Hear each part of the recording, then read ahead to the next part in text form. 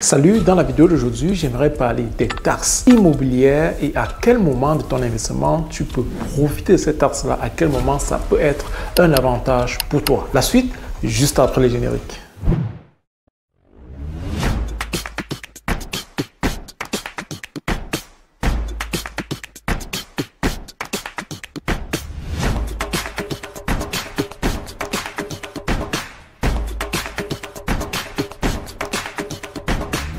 Revenons donc à notre thématique concernant la fiscalité pour toi qui investis dans l'immobilier. Tu seras également confronté à la thématique fiscale et il est donc question pour toi de savoir à quel moment tu peux en profiter et néanmoins déjà et surtout quels sont les facteurs, quelles sont les dépenses qui sont déclarables, qui sont imposables. Il s'agit de ça dont nous allons parler d'entrée.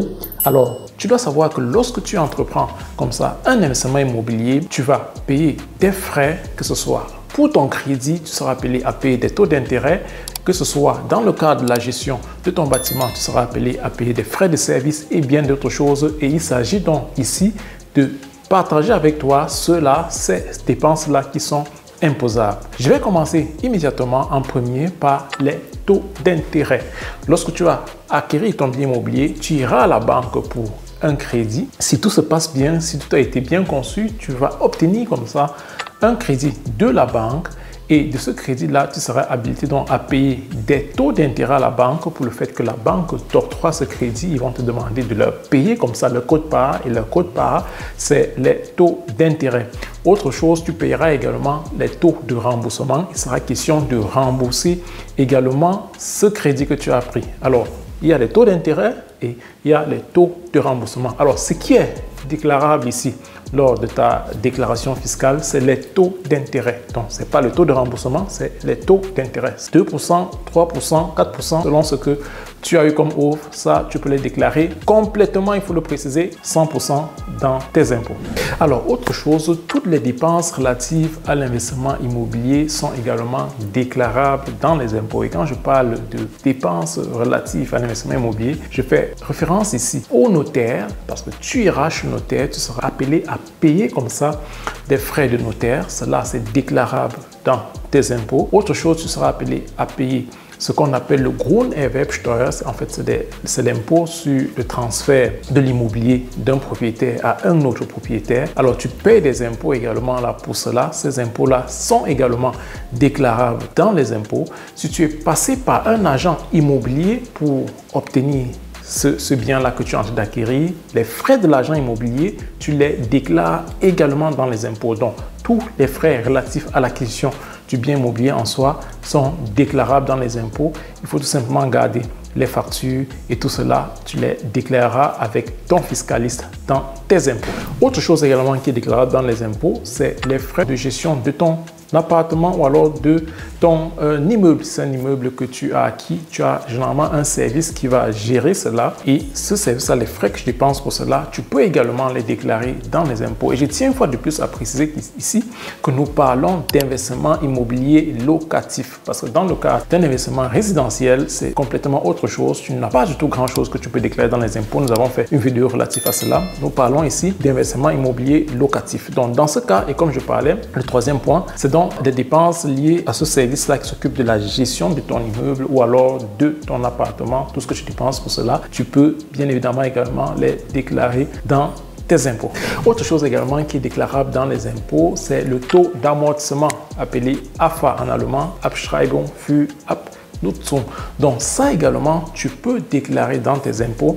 C'est de façon générale pour des bâtiments ou alors immeubles standards, c'est 2% pour les maisons qui ont été construites après 1925, 2% des Anschaffungskosten. Il s'agit ici d'à peu près 80% du prix d'achat que tu pourras donc comme ça déclarer dans des impôts. Pour les maisons qui ont été construites avant 1925, c'est de 2,5%.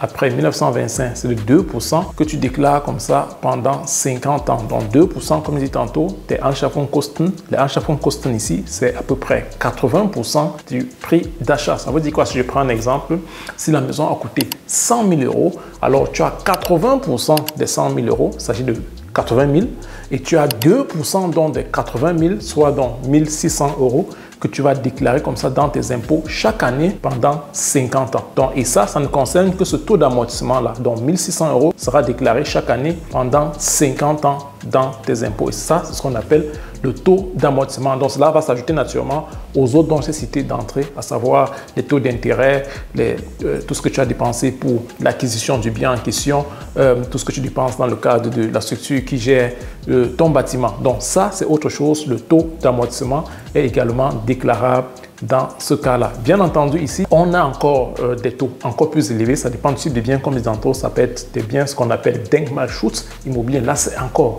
plus accentué, plus élevé, ce que tu vas déclarer.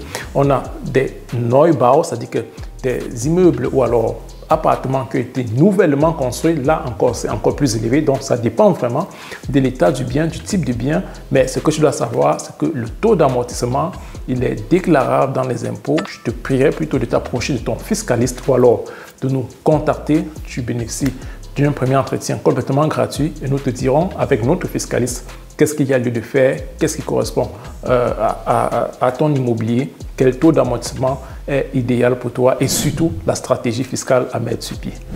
Les dépenses relatives également à la rénovation de ton bien immobilier sont déclarables dans les impôts. Ça, il faut le savoir. Je tiens à préciser une fois de plus qu'il s'agit ici d'un bien immobilier locatif. Dans le cas d'un bien immobilier résidentiel, là, tu n'as vraiment pas grand-chose, à moins que tu habites dans ce qu'on appelle un Denkmalschutz, c'est-à-dire qu'il s'agit des biens historiques qui sont classés comme biens historiques par l'État allemand. Dans ce cas, il y a donc un certain nombre de choses qu'on peut déclarer dans les impôts. Je te prie tout simplement de te rapprocher de ton fiscaliste ou alors une fois de plus te rapprocher de nous et on te dira si c'est le cas et si tu peux vraiment en profiter également au niveau du fisc. Donc voilà, c'était là cité un certain nombre de dépenses qui sont déclarables dans les impôts et dont tu peux en profiter des avantages. Mais je tiens à préciser ici, quand je parle d'avantages, il s'agit du cas où tu as un bien immobilier, tu as certes un loyer, autant pour moi, que tu reçois, mais au final, tu es encore dans le négatif, surtout quand tu viens de te lancer. Au vu des charges, des dépenses que tu effectues, tu es encore dans du négatif. Et parce que tu es dans du négatif, ça ne te génère pas du cash flow positif. Là, tu vas profiter de ces avantages-là. Dans le cas où ton bien immobilier te génère plutôt du cash flow, ça, il faut le savoir. Alors, au cas où il y a plutôt de l'argent qui reste à la fin du mois, c'est toi qui vas verser de l'argent au fisc allemand. Il faut le savoir. Donc, tu n'auras pas ces avantages. Tu vas certes déclarer ce que je t'ai dit. Mais si au final, tu es dans du positif, tu vas comme ça plutôt reverser de l'argent au fisc allemand. C'était tout pour cette vidéo où j'attire ton attention sur un certain nombre de dépenses, un certain nombre d'avantages au niveau de l'investissement immobilier et de la fiscalité. Si tu as des questions relatives à cela, rapproche-toi de ton fiscaliste. Alors, tu peux nous écrire. Nous allons te répondre volontiers. Et d'ici là, on va se dire à très bientôt dans une prochaine vidéo. Bye.